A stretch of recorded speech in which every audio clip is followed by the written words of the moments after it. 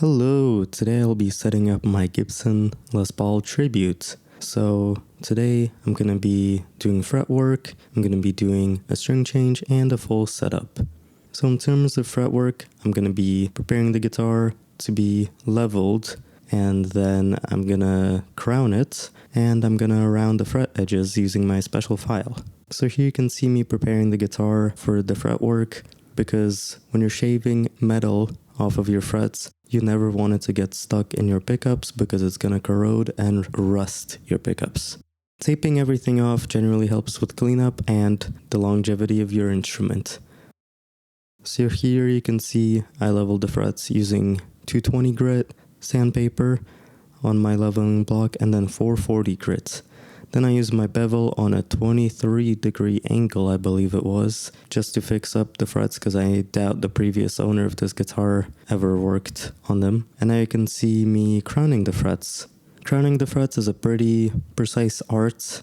You want to create a point to the fret that helps keep good intonation to it. You want the guitar to feel smooth, and you want the playability to be at its finest. So the whole deal with crowning the frets is if it's done poorly, the instrument's going to feel terrible to play, and there's going to be intonation differences around the frets. So here you can see me cleaning up my frets with 1000 grit sandpaper. This prepares it for the next procedures. I'll be using my Fret Guru fret file. As you can see, it's a very diagonal motion, it's a very careful motion, most importantly.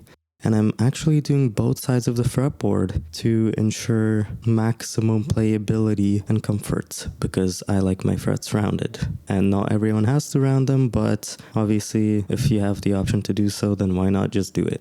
Then I believe I'm going to 1500 grit, and this is my typical routine. I would have my leveling block and I would use the 220 grit side and then the 440 grit side. Then I would move on to my crowning tool, and then I would use 1000 grit sandpaper, then 1500, then 2500, then 3000, and afterwards I'll clean it all up with some steel wool, quad 0 count I believe it is.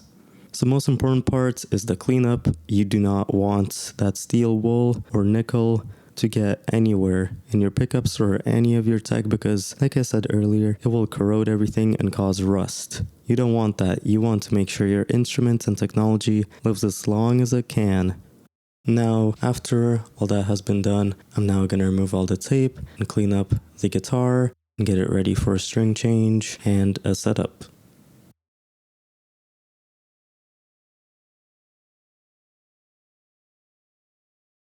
So now you can see I'm applying some lemon oil to the fretboard, getting some cleanup done. Don't forget to check for loose nuts and loose parts on your guitar.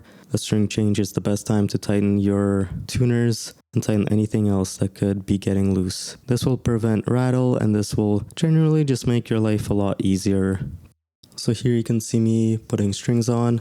I have a tutorial in my previous video working on the Ibanez on how I tend to do this process my way.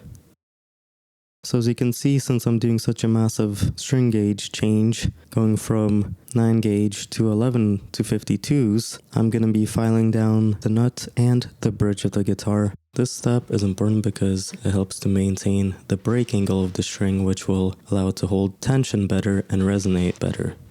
Then I get to adjusting the truss rod and setting the action. By the way, if you're looking to start doing this yourself, you can ask me in the comment section about different problems that you would like to learn how to solve, and I'll make a video about it and respond to your comments. Yeah, so now, after setting the action and neck relief, I'm going to be using my digital tuner on my Mac to set the intonation for the instrument. I am intonating it for the Drop C range, as these strings are heavier gauge, and I'm dropping the tuning a bit. This is obviously going to have some pretty serious intonation changes. And if you want to hear how it sounds after the setup, my Instagram's a great place for that because that's my most active media. Now the guitar is all ready to go. Thank you for watching.